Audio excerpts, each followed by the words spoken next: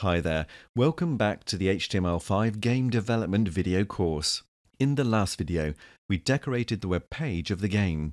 In this video, we further enhance the web page with a game icon. This icon is used when our players add the page to their home screen in mobile devices. We will make an icon for this game. Then we convert the game icon into different required dimensions. Next, we configure the meta tags for icons in iOS devices and the manifest configure for Android devices. At last, we test the game in Mobile Device Simulator. Let's get started. We need an icon. I have designed the icon and put it inside the code bundle. You can also find the icon in the following URL. After downloading the icon, we want to convert the icon into different dimensions. According to the Apple's guide, we need different icon sizes for iPhone, iPad, and their Retina edition. According to the Chrome for Android's guide, we can define the home screen icon by including a manifest file. So we need multiple icon sizes. There are many different tools out there. Personally, I like to use the Make App Icon web utility. Open the makeappicon.com in browser. Then, drag the rushicon.png file into it. The web utility will generate iOS and Android icons for us. We can save the generated icons one by one to the local hard disk, or I usually give them the email so the utility can send me all the icons in a zip bundle via email. After obtaining the icons, I copy all the icons into our project folder. I would create an icons folder for these icon images. Next, open our game project in Code Editor.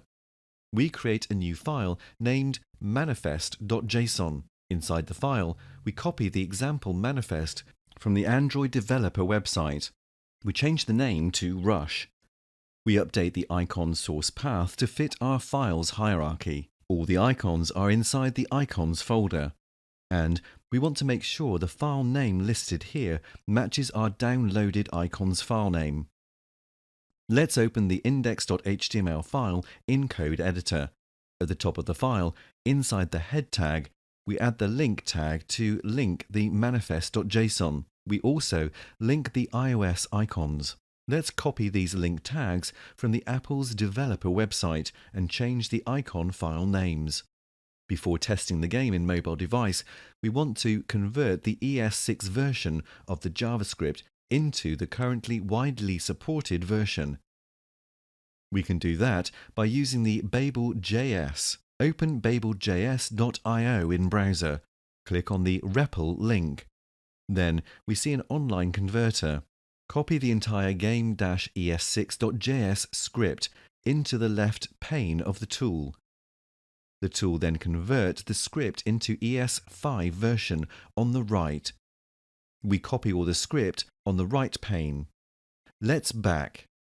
At last, in the index.html file near the end of the file, we change the script to include game.js file instead of game-es6.js file.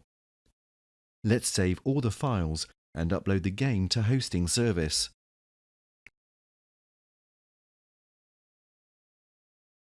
When we open the game in desktop browser, the game works as normal.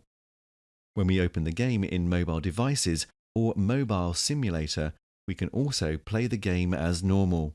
Next, we try to bookmark the game page into home screen. We can see the system uses our designed icon for the web page on home screen.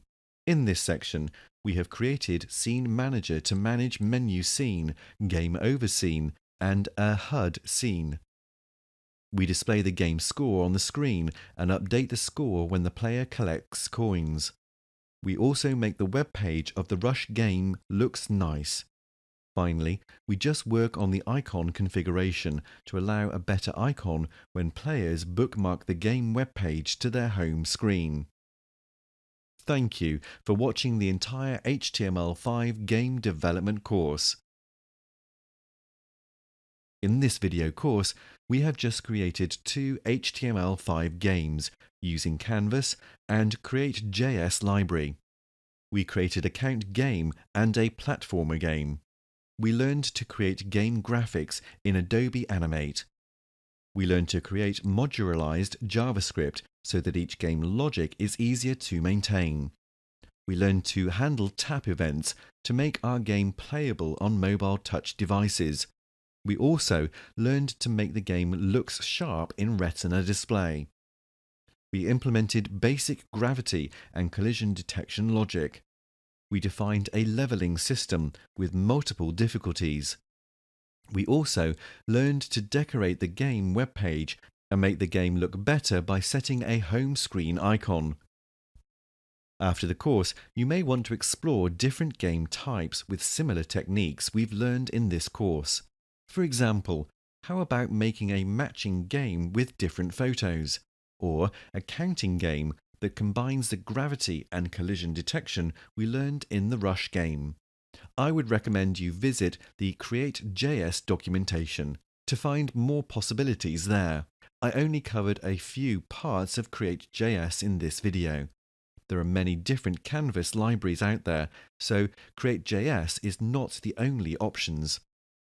Before knowing which Canvas or game library to use in your next project, I would recommend you check out the Mozilla Developer Network's Canvas tutorial. It contains the basic commands of Canvas. Knowing the Canvas more allows you to have a bigger picture of the HTML5 games landscape. So, what's next after the course?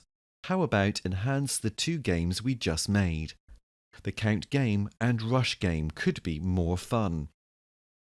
Try to use what we have learned and improve the gameplay. Make sure to share your games with the world.